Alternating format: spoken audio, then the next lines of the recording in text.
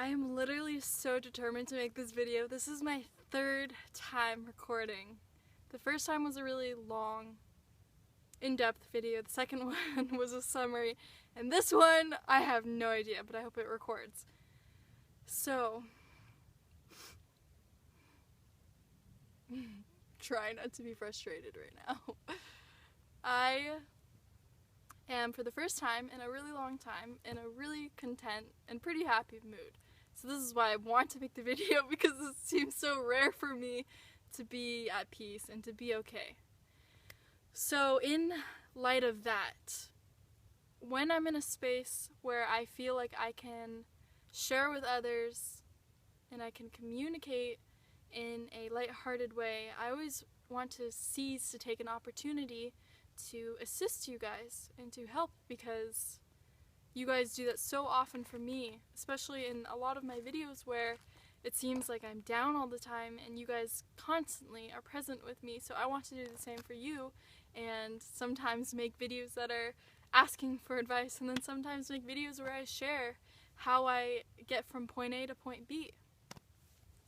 So what I'm going to talk about, I'm just going to talk about it, but I want to talk about how I chose today to be content, how I chose to be okay. And the very first thing is communication. And this has always helped me, even in the past. It's so beautiful. Communication. So even making those videos I made 2 days ago where I was expressing my negativity and how I felt helped me so much for several reasons. One, because releasing stagnant energy allows for you to clear space and to bring in new energy. Two, because then I realized with all of your comments that there is community. There are others out there who also relate, and that I'm not alone. Because when I feel isolated, when I feel alone, it doesn't allow for me to step outside of my comfort zone. And so when you communicate honestly and truly and mindfully, you allow for yourself to create a new opportunity, a new circumstance. So with that, when I was communicating with my dad today, because I didn't wake up feeling all blissful and cheery and all that stuff. I woke up feeling my usual self. I felt down and unmotivated. But my dad and I had a very good discussion, and he pointed out to me the importance of words. Because a lot of the time when I'm frustrated and angry, I always say, I hate words, they're irrelevant. Or I'm super negative when I speak verbally to other people when I'm feeling disorganized within, when I'm not feeling the inner calm. And he pointed out to me, he said the first step, Silken, is to be mindful of how you speak, how you set your intention to present how you feel. And obviously this frustrated me because I was like, damn it, he's so right, and I didn't want to admit to the fact that he was right. But it reminded me of the 4 agreements, of how it talks about being mindful of your words, of your speech, speaking impeccably. So my dad pointed out to me, as many of you and I knew, was the fact that when you speak, you release a certain frequency and an energy, and you create an environment around you. So if you're speaking so harshly and pessimistically, you aren't going to allow yourself to break down barriers, to create new circumstances for yourself. It's like if I go around talking every day, today's gonna be a terrible day, and I hate this and I hate this, I'm going to create it like a movie in front of me, because you just attract so much with your words. Words are, it's the breath, and the breath is pure manifestation. So try to be mindful with your words. And another thing that frustrated me today when my dad pointed that out, though, is I reacted very harshly and I said, so you want me to lie and to not tell you how I feel? And it was funny because then I realized how silly that comment was afterwards.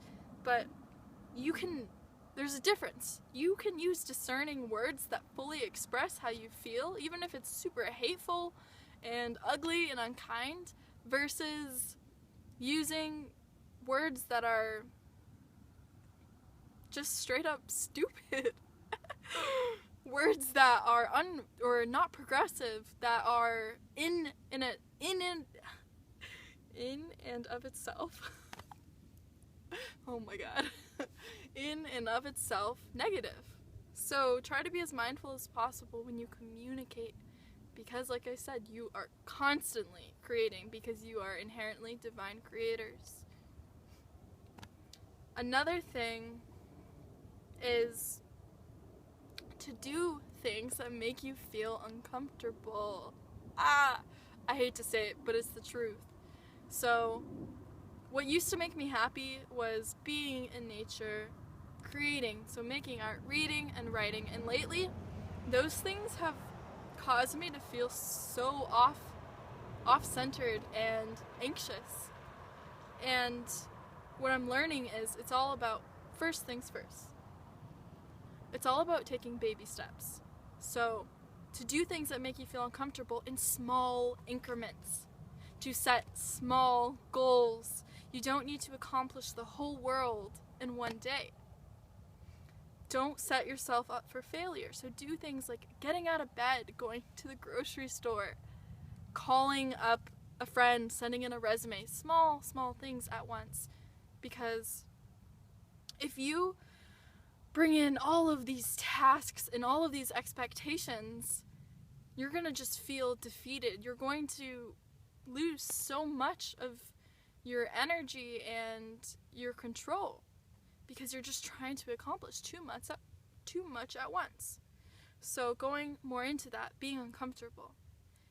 I, throughout my whole life, have learned the importance of being uncomfortable, because where you're uncomfortable means that you're on the right track. That means you're progressing. That means that wherever you're uncomfortable, that means you have work there. You have things to learn, and to genuinely and honestly learn them. So don't go around speaking to benefit others by your words when you know that you won't do it. So for instance, being in uncomfortable positions, like let's say, for example, signing up for school. Are you doing it for you or somebody else? So do things that are uncomfortable that you want to achieve and overcome. And most importantly, whatever you do, don't be a hypocrite, because I can very much relate to being a hypocrite. And why I say this is because I'm a person where I speak so much about these concepts and the spiritual advice, and then I sit in a loathing, self-pityful state. So setting goals is very, very important when you can fully break through with them. So that's why small goals, small increments is important. Because you don't want to end up like me and be a hypocrite who doesn't practice what they preach because they set goals that are unattainable or goals that they didn't even want to achieve in the first place. So try to be mindful of that.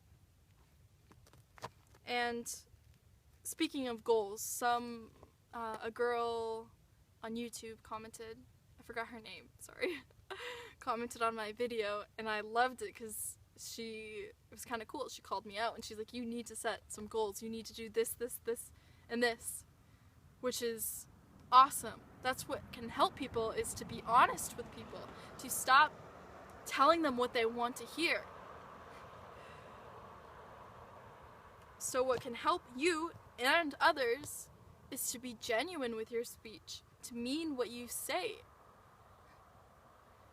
to be kind and gentle with your words, but to be fierce and to have an intention of assisting others to self-realize. Because when you assist others with communicating where they're stuck, it's not only benefiting you, but yourself, because you can see yourself in them wherever they are stuck and where you are stuck too.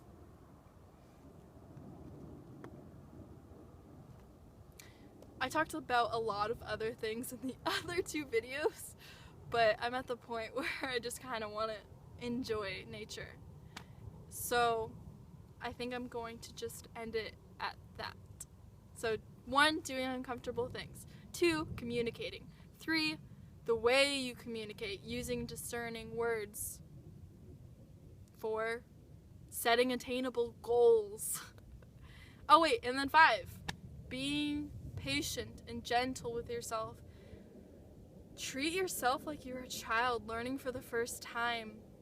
And like I said with the other information, take baby steps like a child would take. Be gentle and know that these things take time to heal. And know that you have to have faith in yourself. You have to believe in yourself if you truly want to heal.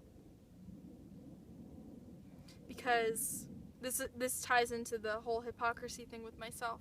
I talk about wanting to heal, but when I'm real and honest with myself and being vulnerable within myself, I can say, why do I resist so much? Why do I talk about concepts so much and don't take action? I have to ask myself. And sometimes I come to the realization it's because I don't want change. I want to sit in my own self-pity. But it's the realization and admitting where you're stuck that releases you. So it's okay to notice that, oh, I want to talk about healing and love and all of these beautiful things and not do it. It's okay to see that you're a hypocrite sometimes, but to know that it's a process, that being mindful and aware of it is the thing that will release you of it. So, I want to thank you all for constantly being so present with me and showing up and speaking your truth and being real with me and calling me out. I love it. Thank you. You guys help me so much and constantly remind me of how much you guys are a community to me, and I just cannot thank you enough, really. So I hope you all can try to take these things internally and see it as a lesson, as advice, and to genuinely act upon it for your own benefit. Do it for yourself. It's okay. Because in the end, you're going to do it for yourself and you'll realize you're benefiting somebody else. So it's a win-win. Anyways, I hope you enjoyed, and look at this beautiful Arizona freaking landscape. It just rained a few hours ago for the first time in, I'd say, probably months. And that probably helped me have gratitude because I feel connected to that type of nourishment right now, especially because it's so barren here and dry in the desert. So having little gifts of bliss and nourishment allow you to appreciate. Peace out, homies.